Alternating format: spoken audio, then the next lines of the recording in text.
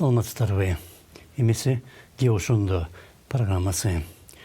Жогорку кеңештеги көпчүлүк коалициясы бүгүн эсеп палатасынын төрагасы Улукбек Мариповдун премьерликке талапкерлигин карап, бир добуштан аны жактырды. Марипов өзү айтканга караганда, анын талапкерлигин Республика Ата журт фракциясы көрсөткөн. Ал өзү болсо бир да партияга мүчө эмес. Талкуу учурунда ага ар башка суроо берилди. Мамлекет мени 20 жыл мага мамлекет убактысын инвестиция кылды, тарбиялады. Мен мамлекетке карызмын. Кудай буйрса, бул бир Кудайдын жана бүгүнкү мына сиздер колдоп берсеңиздер, мен толук кандуу иштегенге даярмын. Ошон үчүн мен ушул учурдан пайдаланып, ушул башкы трибунадан урматтуу Садыр Нуркожоевичке дагы чоң ыраазычылык билдирем. Бирок чындыгында акыбал абдан оор. Буга чейин премьердин милдетин аткарып келген Артем Новиковдун талапкерлиги көрсөтүлгөн жок. Ал болсо 2,5 ай ичинде өзүн билимдүү жана иш билги премьер катары көрсөттү. Бирок талапкерлиги каралбай турганына көзү жеткенде, акыркы апталарда анын активдүүлүгү басаңдай түшкөн сыяктуу. Кыргыз коомуна жана өзгөчө бийлик тепкичтеринде отургандарга катуу иштеген адам өтө деле жакпайт. Буга чейин премьер болууга татыктуу деп Валерий Дил, Бабыржан Төлбаев, Мелис Мырзакматов, Аймен Касенов, Камчыбек Ташиев, Балбак Түлөбаев жана Адахан Мадумаров мен Өмүрбек Бабановдун да ысымдары айтылып келген. Жаңы премьерди жаңы жогорку кеңеш гана тандаш керек деген юристтердин айтканын эч ким укпай калган. Анткени алар 3 ай бою парламент легитимсиз деп аброюн жоготуп салган.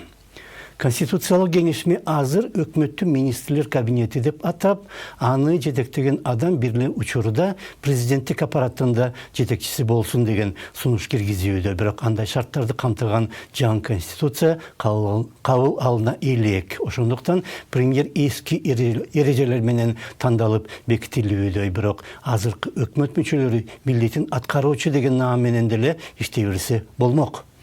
Андай учурлар башка мамлекеттерде көп эле кездешет жана кээ бир өкмөттөр бир нече ай бою милдет аткаруучу болуп келет. Биз сыяктуу катардагы жарандар үчүн болсо, тиги же бул жетекчи министрби же министрдин милдетин аткаруучубу баары бир.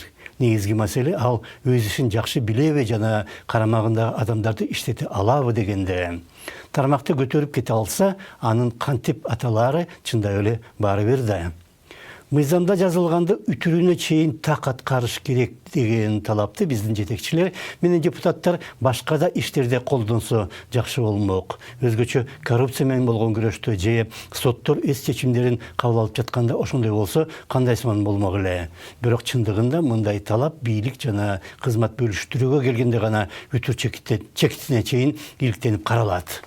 Кыргызстандагы жетекчилер кызматка дайындалгандан кийин дайындалганга чейинкидей иштебей калат. Кызмат талашуу же бөлүштүрүү иштерин болсо алар ийне жибине чейин жакшы билет. Бардык мүмкүнчүлүктөрдөн аягына чейин пайдаланат жана ар бир сөз же кичинекей факт 200% эске алынат. Ошол себептен кээ бирлер атым калсын деп эмгиче керипчи улуттук тууну өзгөртүүнү эңсейт.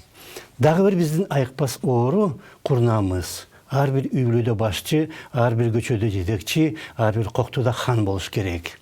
Дайындалып жаткан адам үчүн дагы жакшы.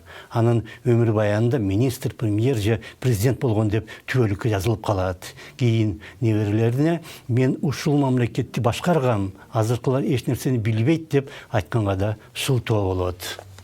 Сентябрда жогорку кеңеш 3 күндүк сессияга чогулганда 2 күндүн ичинде 7-8 жаңы депутат пайда болуп, ант берүүгө да үлгүргөн. Бирок алар болгону бирле ай иштемек.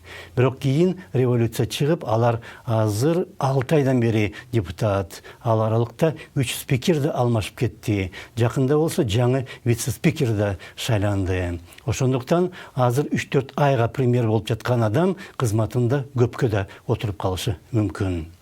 Эрежелер күн сайын аларды пайдалануу ыкмасы болсо, андан да көп өзгөртүлүүдө. Ошондо саламатта калыңыздар.